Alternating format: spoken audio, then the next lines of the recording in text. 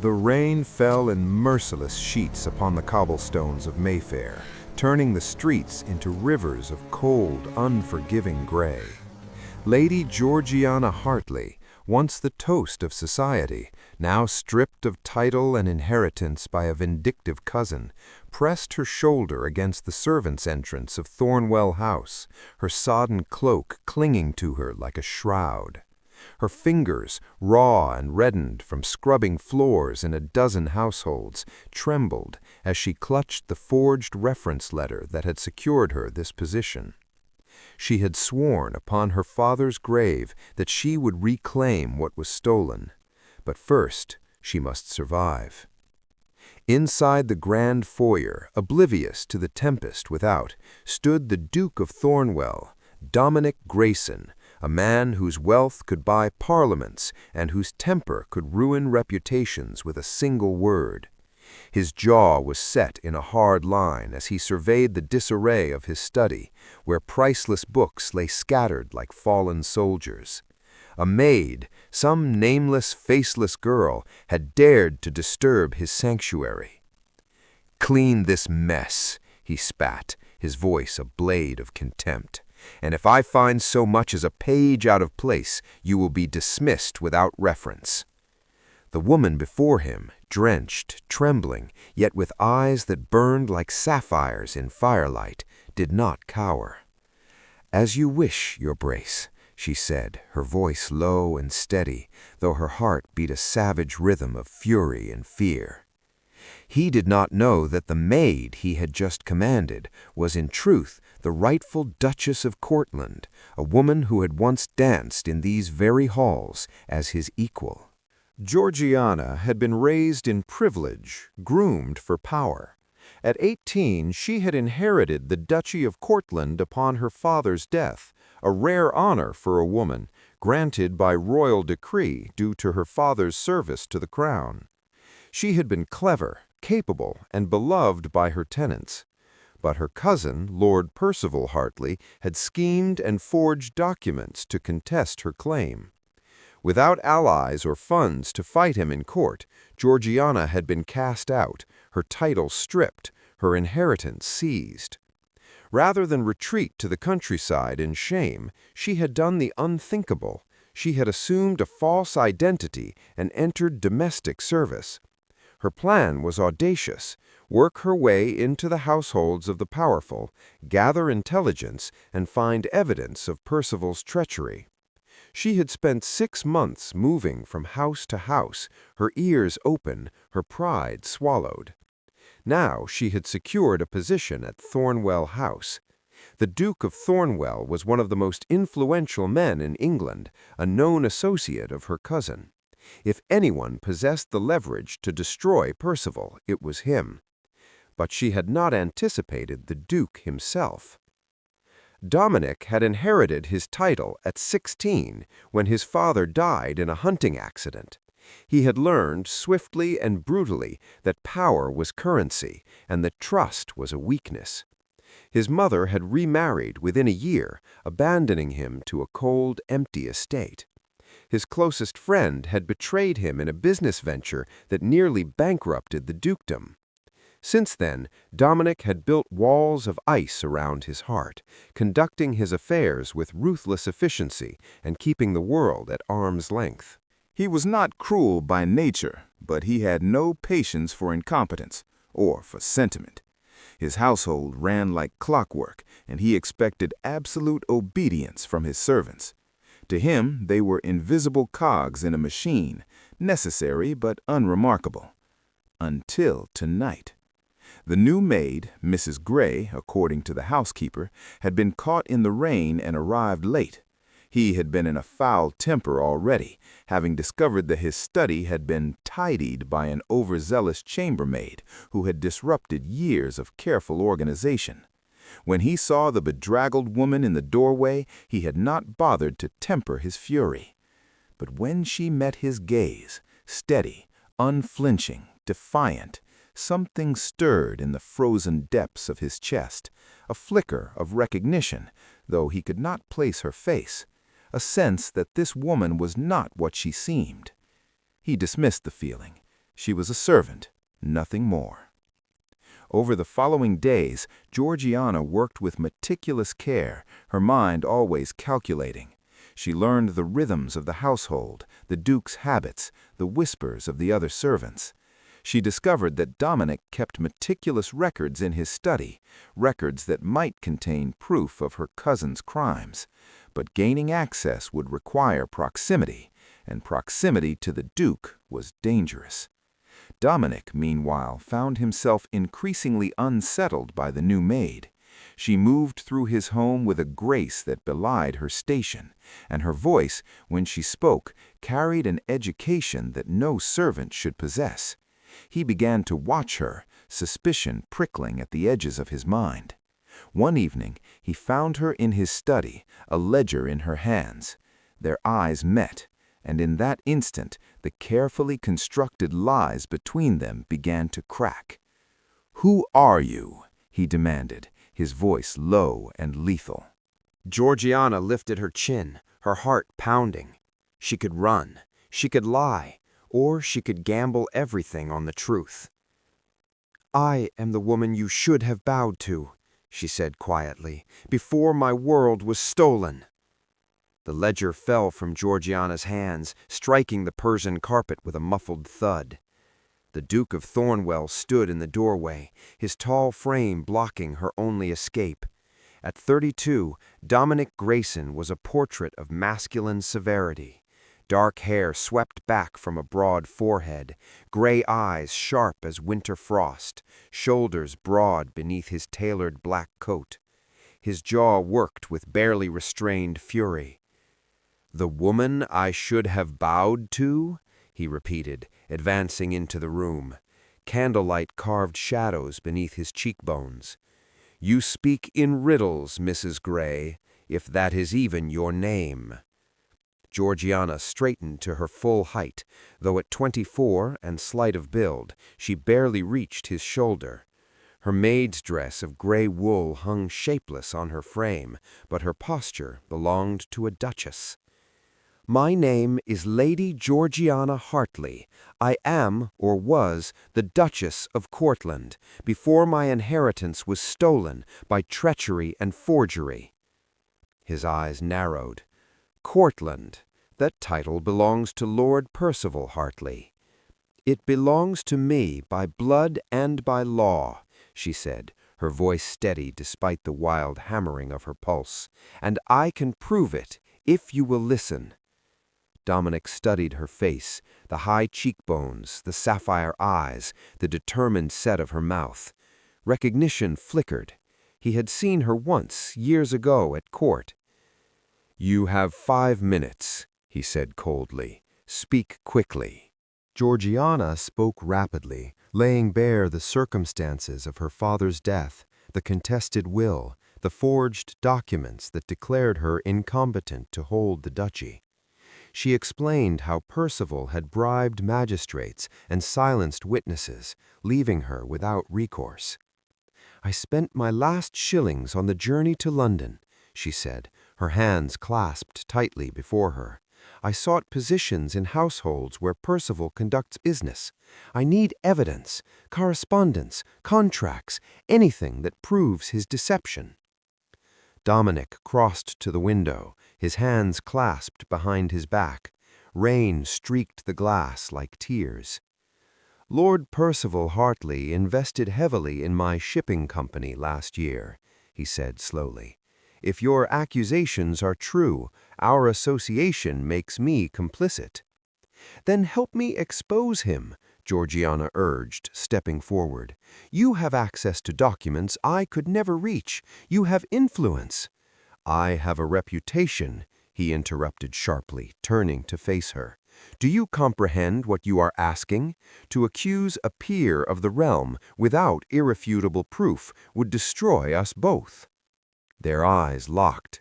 In the charged silence, Georgiana saw calculation warring with something deeper in his expression, perhaps a buried memory of his own betrayals. "Then help me find proof," she whispered. "Please." The word hung between them like a prayer. Finally, Dominic nodded once. Very well, Lady Georgiana, but if you deceive me, I will see you transported. The following morning, Georgiana was summoned to the Duke's private study. Sunlight streamed through tall windows, illuminating shelves crammed with leather-bound volumes and maritime charts. Dominic sat behind a mahogany desk, dressed in a charcoal waistcoat and crisp white shirt, his cravat knotted with mathematical precision. "Sit," he commanded, gesturing to the chair opposite. She obeyed, acutely aware of her borrowed servant's dress, her unadorned hair twisted into a simple knot. He regarded her with cool assessment, as though she were a ledger requiring auditing. "If we are to work together, there must be rules," he began. "First, you will continue as my housekeeper's assistant. Your true identity remains concealed, even from my staff. Second, you will report your findings to me alone. Third," he paused, his gaze sharpening, "you will obey my instructions without question. I will not tolerate rebellion under my own roof." Georgiana's chin lifted. "I am not a child to be commanded, Your Grace. I am a duchess in exile." "You are a woman without title, fortune, or protection," he countered, his voice dangerously soft. "I offer you both shelter and assistance. In return, I require your cooperation." Their wills clashed across the polished desk like swords meeting. "I agree to your first two conditions," Georgiana said finally, "but I will not surrender my judgment. If your instructions are unwise, I will say so." His mouth curved, not quite a smile. How refreshingly insolent. That evening, Dominic hosted a small supper for several business associates, including Lord Percival Hartley. Georgiana watched from the servants' corridor as guests arrived in gleaming carriages. Her cousin emerged in a plum-colored coat, his rounded belly straining against embroidered buttons, his jowls quivering as he laughed too loudly at his own jest. Rage, white-hot and blinding, surged through her veins. This man had stolen everything, her birthright, her dignity, her future. He dined in splendor while she scrubbed floors. But vengeance required patience. She slipped into Dominic's study while the men dined, searching through correspondence with meticulous care. Most letters concerned shipping schedules and trade contracts. Then, wedged behind a stack of invoices, she found it, a note in Percival's hand referencing the Cortland matter and suggesting a payment to a magistrate named Holbrook. Her heart thundered. This was not proof, not yet, but it was a thread. Footsteps sounded in the corridor. Panic seized her. She shoved the letter into her bodice and dove behind the heavy velvet curtains just as the door opened. Dominic entered, accompanied by another gentleman. "The shipping routes must be secured before autumn storms," he was saying. Georgiana pressed herself flat against the cold window glass, scarcely daring to breathe. Would he discover her? And if he did, would he believe she had found something, or assume she was betraying him? The men departed after several agonizing minutes. Georgiana emerged from her hiding place, only to find Dominic standing motionless in the center of the room, his eyes fixed upon her with glacial intensity. "I can explain," she began. "You were meant to wait for my signal," he said, his voice laced with ice. "Instead, you risked exposing us both. What possessed you to such recklessness?" She withdrew the letter from her bodice, her hand trembling with equal parts fear and triumph. "I found this. Percival references paying Magistrate Holbrook, the same man who declared me incompetent to inherit. It proves collusion." Dominic snatched the paper, scanning its contents. His expression darkened. "This proves nothing in a court of law. It is merely suggestive." "Then we find more," Georgiana insisted, stepping closer. "Holbrook's records, bank transactions, witness testimony." "You do not command here," Dominic interrupted, his tone sharp as broken glass. "I agreed to help you, not to let you dictate strategy. Another reckless move, and I will withdraw my support entirely." Her eyes blazed. "You speak of strategy while I speak of survival. Every day Percival remains unchallenged, my claim grows weaker. Every day I scrub your floors in disguise, I lose more of myself." The raw anguish in her voice struck him silent. He saw for the first time the true cost of her ordeal, the proud Duchess forced into servitude, the brilliant mind reduced to subterfuge. "You will not lose yourself," he said quietly, "not while I draw breath." A fortnight later, London society prepared for the Marquis of Halford's grand masquerade ball. Dominic received his invitation with customary indifference, but Georgiana saw opportunity. "Percival will attend," she said, cornering the Duke in his library. "Half of London's elite will be masked. I could move among them, listen to conversations, perhaps even search Percival's carriage." "Absolutely not," Dominic replied, not lifting his eyes from the contract he was reviewing. "You lack an invitation, appropriate attire, and any plausible excuse for attendance. Then secure me an invitation. Present me as a distant cousin visiting from the country. No one will recognize me behind a mask." He set down his quill with deliberate slowness, finally meeting her gaze. "You are remarkably persistent." "I am desperate," she corrected. "There is a difference." Something in her unflinching honesty moved him. Perhaps it was the echo of his own youthful determination before betrayal had hardened him into cynicism. Or perhaps it was the dangerous realization that her presence in his home had begun to matter more than mere alliance demanded. "Very well," he conceded, "but you will remain at my side throughout the evening. You will take no independent action, and if I sense danger, we depart immediately. Agreed?" Georgiana's face illuminated with triumph. Agreed. Neither acknowledged the deeper current flowing beneath their words, the growing pull between guardian and ward, between Duke and Duchess, between two wounded souls finding unexpected solace. On the evening of the masquerade, Georgiana stood before the mirror in her borrowed chamber, scarcely recognizing her own reflection. Dominic's sister, who resided in Bath, had unknowingly provided the gown, a creation of midnight blue silk that clung to Georgiana's slender frame before cascading to the floor in shimmering waves. Her honey-colored hair had been dressed high, threaded with sapphire ribbons, and a silver filigree mask concealed the upper half of her face. She looked like the Duchess she had been born to be. A knock sounded. She opened the door to find Dominic in full evening attire, black tailcoat, dove-gray waistcoat, snowy cravat pinned with a sapphire stick-pin. His mask was simple black leather, but it somehow made him more imposing, more mysterious. His eyes traveled over her with an intensity that made heat bloom in her cheeks. "You look—" He paused, as though the appropriate words escaped him. "You look precisely as you should." "As a duchess?" she asked softly. "As yourself," he corrected. The carriage ride to Halford House passed in charged silence.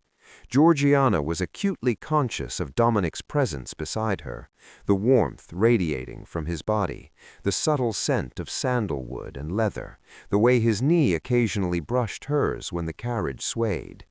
When they arrived, he handed her down with aristocratic courtesy, his gloved fingers closing around hers.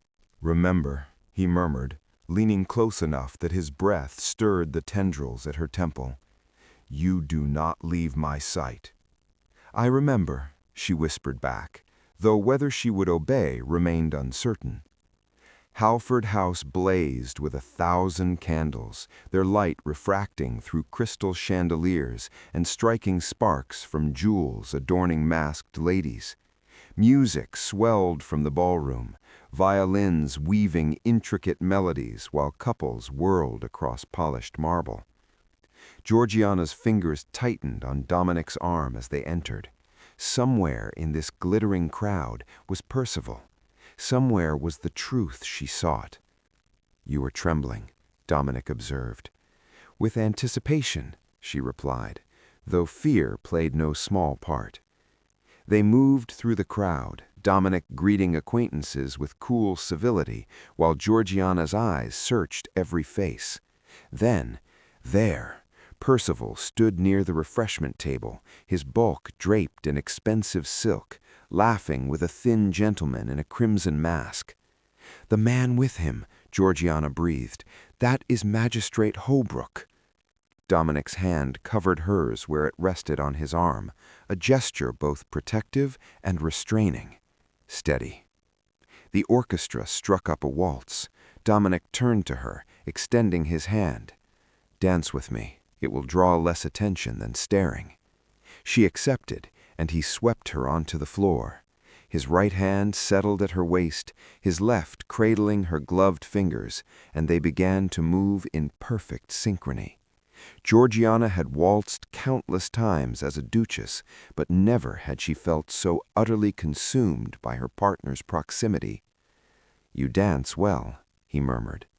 "As do you," she managed, though coherent thought was rapidly becoming impossible.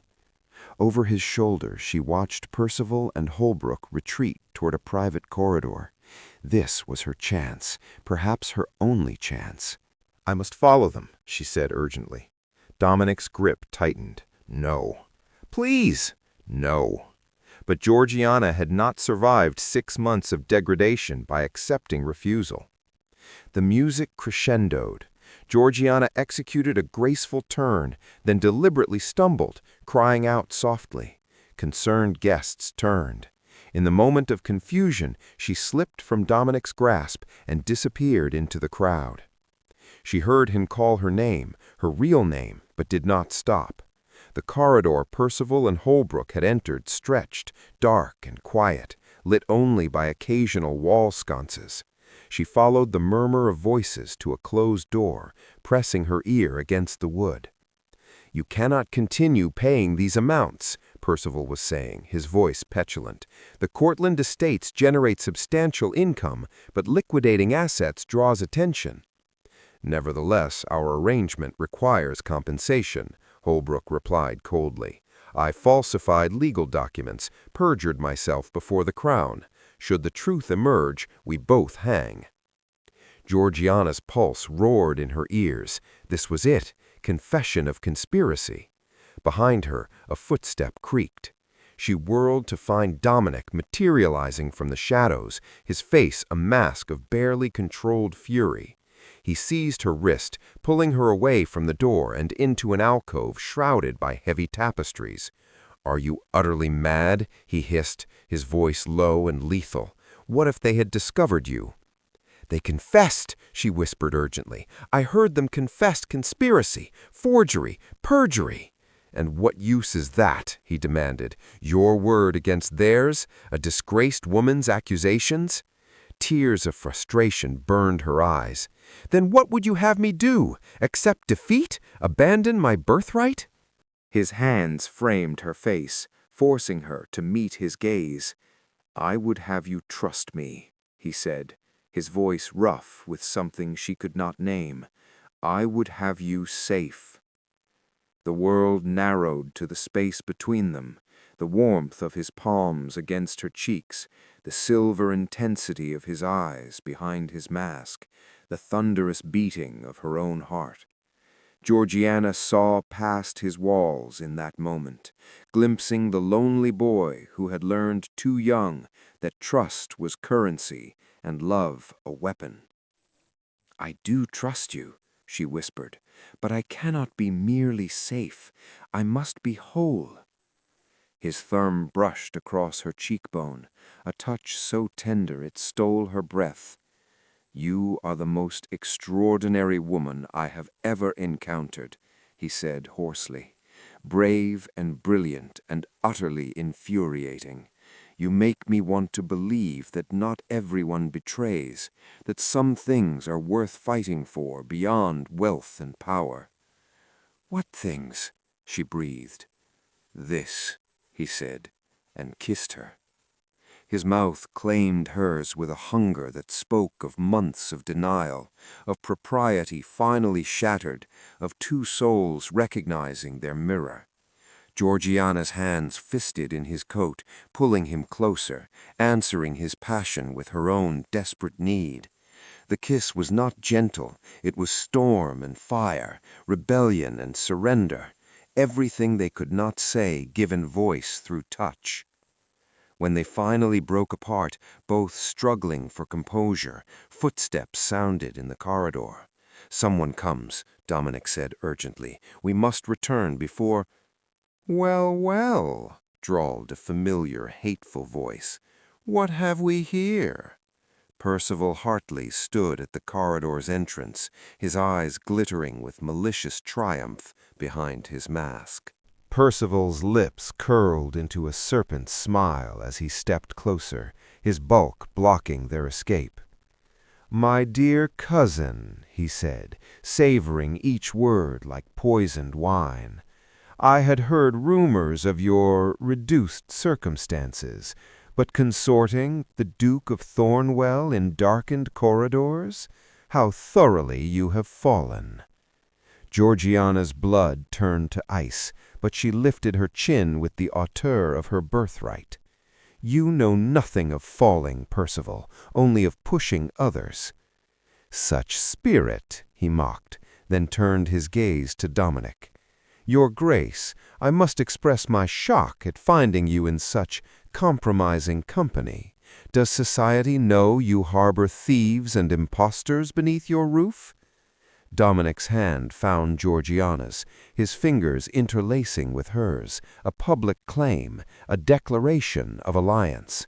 "Mind your tongue, Hartley," he said, his voice dangerously soft. "You are speaking of a lady." "A lady!"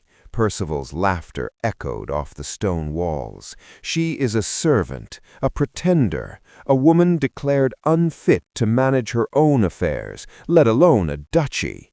He leaned forward, his breath reeking of brandy and malice. "And now I have witnessed her seducing one of England's most prominent peers. What do you suppose the scandal sheets will pay for such delicious intelligence?" The threat hung in the perfumed air like a blade. But Georgiana had not come this far to crumble now. She stepped forward, her sapphire eyes blazing behind her mask. "Go ahead, cousin, expose me, but ask yourself what else might be exposed in the telling. What other secrets might come tumbling out when investigators begin asking questions about falsified documents and purchased magistrates?" Percival's face purpled, but before he could respond, Dominic spoke, his aristocratic drawl cutting like Sheffield steel. "I suggest, Lord Hartley, that you return to the ballroom. This conversation serves no one's interests, least of all your own." For a long, terrible moment, the three stood locked in silent combat. Then Percival stepped back, adjusting his coat with false nonchalance. "This is not finished," he hissed, "not by half." He disappeared into the shadows, leaving Georgiana trembling with reaction. Dominic drew her into his arms, his embrace both shelter and fortress. "He will destroy us both now," she whispered against his chest. "Then we shall destroy him first," Dominic replied, his voice resonating with iron determination. "Together." And in that moment, Georgiana understood that she had found something more precious than her stolen inheritance. She had found an ally who would stand beside her when the whole world fell away. But the battle had only just begun. What do you think happens next? Will Georgiana and Dominic find the evidence they need before Percival strikes? Can love truly bloom between a fallen duchess and a guarded duke? Or will their growing connection become their greatest vulnerability? And what devastating price might Percival demand to keep their secret? Or will they turn the tables and expose his treachery first? Part 2 drops tomorrow. If you're watching this after 24 hours, check the pinned comment for the link to Part 2. You won't want to miss what happens when Percival makes his move and Georgiana must choose between reclaiming her title and protecting the man she's coming to love. Don't forget to subscribe so you never miss an update to this story. And please share this with anyone who loves tales of romance, revenge, and resilience. Your support means everything and helps us bring you more stories like this one. Until tomorrow, the rain still falls on Mayfair, and destinies hang in the balance.